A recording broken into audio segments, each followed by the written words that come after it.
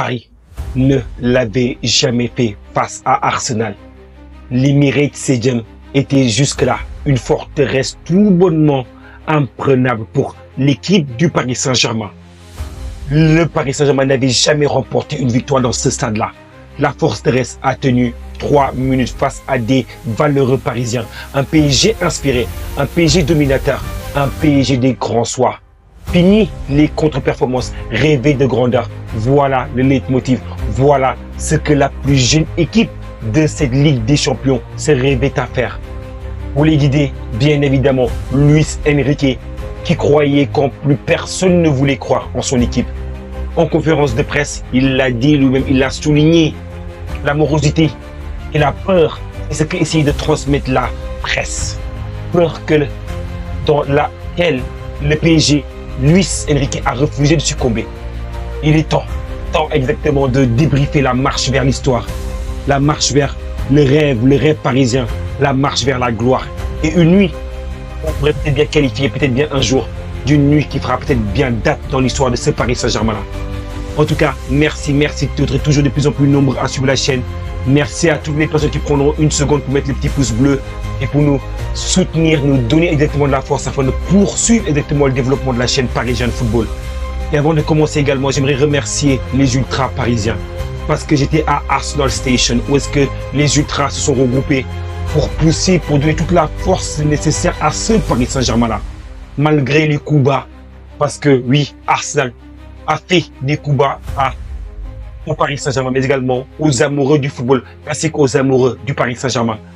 On se rappelle du championnat où est-ce que le Paris Saint-Germain était venu avec 3000 fans. Ils ont mis une atmosphère qui était absolument incroyable dans ce stade-là.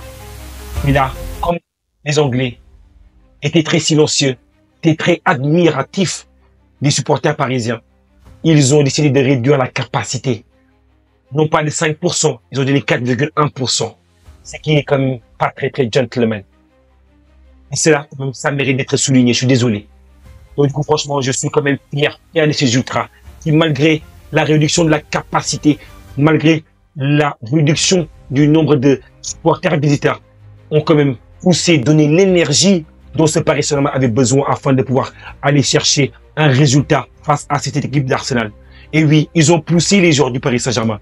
Et l'entame de match, les Paris Saint-Germain n'ont pas eu peur. Ils ont entamé le match avec une détermination, une envie d'en découdre, une envie d'aller créer, marquer l'histoire. Parce que le Paris Saint-Germain n'avait jamais remporté une victoire. Vous me croyez, ce Paris Saint-Germain n'avait jamais remporté une victoire, n'a jamais réussi à faire tomber cette équipe d'Arsenal. Dans toutes les confrontations, le Paris Saint-Germain a soit fait match nul, soit perdu face à Arsenal. Donc il était temps, notamment dans le championnat, pour la qualification, la phase qualificative, le Paris Saint-Germain avait perdu, j'étais au stade, notamment on avait perdu sur le score de 2-0. Et là, on a entamé le match avec une détermination, une envie de faire pressing, de montrer à cette équipe d'Arsenal, ce soir, c'est le soir du Paris Saint-Germain. Ça, personne ne va leur voler leur soirée. Et l'équipe d'Arsenal, avec la jeunesse, a tremblé à certains moments, a senti la pression. Parce que le Paris Saint-Germain, en 6 ans, c'est 4 demi-finales de Ligue des Champions. Ce qui est quand même pas un mince exploit. Alors que Arsenal n'en est pas là. Et les pieds ont tremblé, les pieds des joueurs d'Arsenal ont tremblé. Et quand on regarde un peu la composition d'équipe, parce que là, on va commencer par regarder aussi la composition d'équipe. Regardez la composition d'équipe. Arsenal est parti avec Raya au but. Avec une composition avec un 4-3-3. Lewis Kelly qui était directement sur le couloir gauche. Kimber, couloir droit. Kivior exactement dans l'axe, accompagné notamment du Rock Saliba. Un milieu de terrain à 3, organisé autour de Rice en tant que numéro 6, et ainsi que Merino Odegaard qui accompagne exactement Rice. Odegaard qui était absent, notamment durant le match où est-ce que le PSG avait perdu 2-0. Certains nous avaient dit oui, certes exactement il vous a manqué Ousmane Dembélé, certes il vous a manqué exactement le joueur que vous avez acheté, Visha Varashkilia. Mais nous aussi, nous manquons Odegaard. Notre équipe également a changé. Et pour guider cette attaque de Arsenal, il y avait bien évidemment Saka à droite, le talentueux Saka. Et j'étais inquiet dans la vidéo d'avant-match. Vous avez parlé exactement de l'influence de Saka qu'il fallait absolument réduire dans ce match-là. Parce que sans ça, l'exploit aurait été compliqué à réaliser. À droite, Saka, à gauche, Martinelli et dans l'axe, bien évidemment, Trossard. face à eux, l'équipe du Paris Saint-Germain, on la connaît quasiment. À un joueur près. Oui, il y avait Donnarumma au but. À gauche, Nuno Mendes. À droite, Hakimi. Dans l'axe, bien évidemment, on avait Marquinhos qui était accompagné notamment de Pacho. Un milieu de terrain à 3 avec Vitinha comme étant le métronome, l'organisateur, le visionnaire. À gauche de Vitinha, on avait Ruiz. À droite, on avait Neves. Et devant, on avait Visca Kvaratskhelia à gauche qui s'est imposé comme étant un titulaire indiscutable. À droite de Visca Kvaratskhelia, tout est opposé. On avait Désiré Doué qui a pris actuellement la place, notamment de Barcola. Il est doué, il est talentueux, il est absolument efficace avec ce Paris Saint-Germain-là. Et pour guider le front de l'attaque, c'est lui dont on parle de plus en plus pour un trophée de Ballon d'Or, Ousmane Dembélé. Il a marché sur l'eau. Approximativement, c'est 46 GA. Goal assist. Impressionnant quand même. Très impressionnant. Donc du coup, Paris Saint-Germain était déterminé dès le début du match. Ils ont commencé à être incisifs, mettre la pression sur l'équipe d'Arsenal. Et les pieds des joueurs d'Arsenal ont commencé à trembler, notamment Timber. Timber ne savait plus est-ce qu'il était à l'Emirates Stadium ou est-ce qu'il était au Parc des Princes. Timber a eu énormément de difficultés face notamment à Visca Kvaratskhelia, qui lui a donné exactement beaucoup de travail. Et là, 3e minute, c'est ce qu'on voulait, ce qu'on espérait en tant que supporter du Paris Saint-Germain. C'est Ousmane Dembélé. Dembélé, notamment, qui est servi par Nuno Mendes. Très bonne vision de la part de Nuno Mendes, qui relance sur Dembélé. Dembélé, qui décale le couloir gauche, notamment vers Visca Kvaratskhelia. Un peu trop forte la passe. Mais Visca Kvaratskhelia, il se bataille, il va chercher le ballon. Et il met un passe en retrait. Magnifiquement dosé à l'extérieur de la surface de réparation pour Ousmane Dembélé. Et Dembélé, top sa frappe. On a l'impression qu'il l'a très mal prise. Mais la frappe, exactement, on s'en moque. Elle finit au fond des filets. Et le Paris Saint-Germain mène sur le score de 1-0 face à cette équipe d'Arsenal. Et là, on se dit, oui, l'Emirates Stadium a été calmé. On leur a mis un calmant. Et là, Paris met 1-0. Paris marche vers la gloire qui leur attend depuis tant d'années, la gloire qui était tant espérée par toute la population parisienne. Et le Paris Saint-Germain continue à insister, à bien jouer, à bien travailler, à maîtriser le jeu collectif. Et face à ce jeu collectif, Arsenal n'est pas présent, est aux abonnés absents. Contrôle du jeu Paris, maîtrise du jeu Paris, intelligence du jeu Paris. En tout cas, c'était impressionnant à voir. Durant les 30 premières minutes, Paris était partout. Regardez, on va regarder un peu les menaces d'attaque. Regardez ici, vous voyez que du bleu pour le Paris Saint-Germain et le rouge c'est pour Arsenal. Et regardez, à part un petit moment où ils ont eu des éclaircies, jusqu'à quasiment la 35e minute, on voit que du bleu. On voit du bleu, en veux-tu, en voilà. Tellement que le PSG a dominé cette équipe d'Arsenal. Pour assurer exactement certaines opportunités, le Skili, exactement, la faute, notamment qui retient Visca Kvaratskhelia. Beaucoup de commentateurs spécialisés ont dit que c'était un penalty.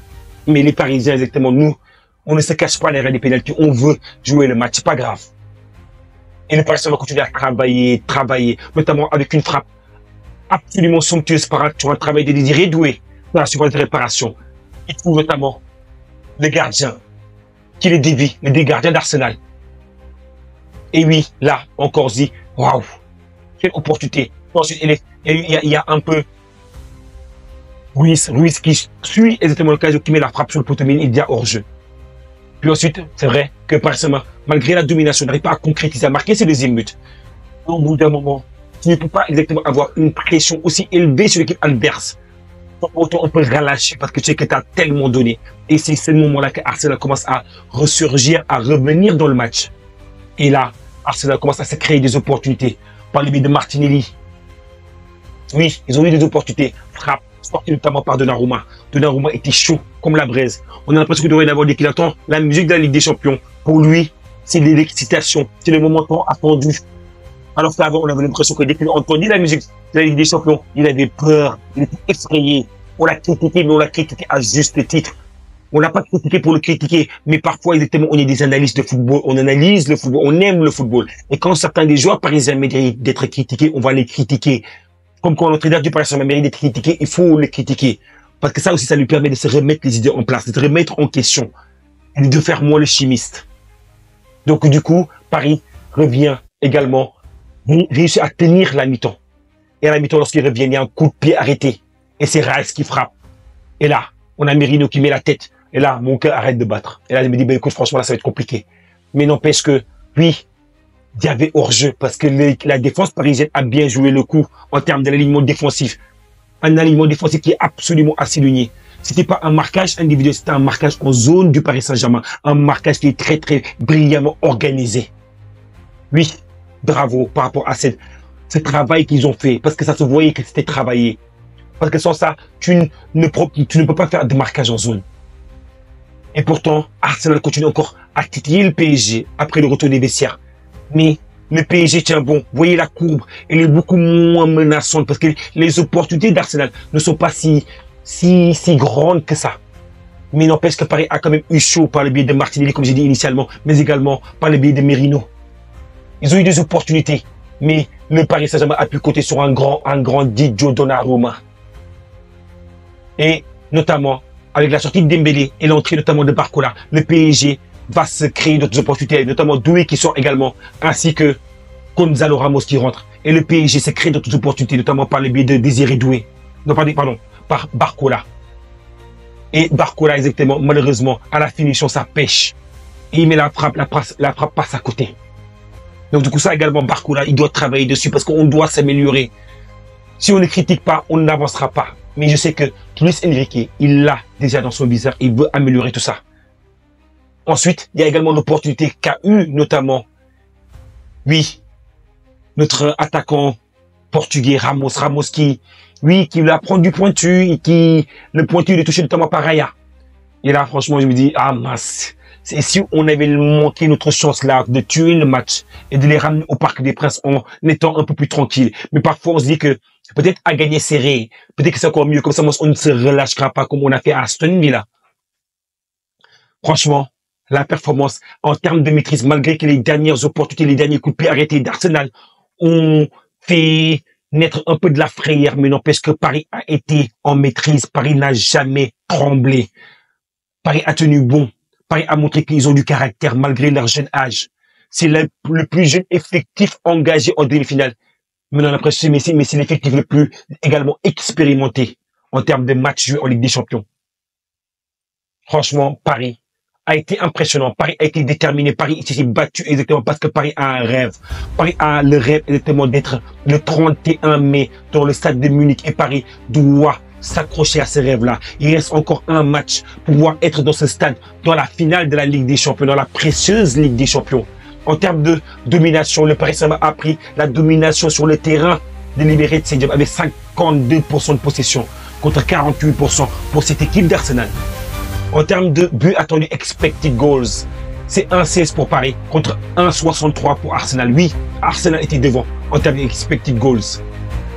En termes de nombre de tirs, c'est 11 tirs côté Paris contre 10 tirs côté Arsenal.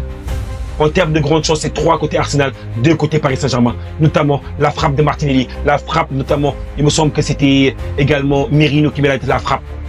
Ou plutôt Trossard qui met la frappe, pardon. Mais n'empêche que là, on a eu un grand Donnarumma. Et Donnarumma, franchement, la team, il a mérité le trophée d'homme du match. D'ailleurs, il n'a pas eu certes le trophée d'homme du match parce que c'est revenu à Vitinha. Mais regardez, quand on regarde un peu les notes, ainsi que regardez ça, dans les notes données notamment ici par les sites, c'est 8,6 pour Donnarumma. Parce que pour moi, Donnarumma, il a été absolument incroyable durant ce match-là. Pour moi, c'était lui l'homme du match. C'est-à-dire que Paris a également tremblé à certains moments, tellement que Donnarumma a brillé. Mais pour rêver plus grand, pour atteindre le rêve exactement de pouvoir remporter une Ligue des Champions, il te faut une colonne vertébrale. Il te faut un Pacho, il te faut un Donnarumma, il te faut un Vitinha, il te faut un tueur Dembélé. La colonne vertébrale. On a retrouvé de la verticalité. On a retrouvé exactement un instinct de tueur. Et bravo à Paris pour ça. Bravo à tous les supporters. Si vous aimez ce genre de débrief, abonnez-vous à la chaîne Parisienne Football. Merci. Et également, on fera une autre vidéo afin d'analyser le match qui va venir, notamment entre le Paris Saint-Germain et Arsenal pour le match retour. Merci beaucoup à tous.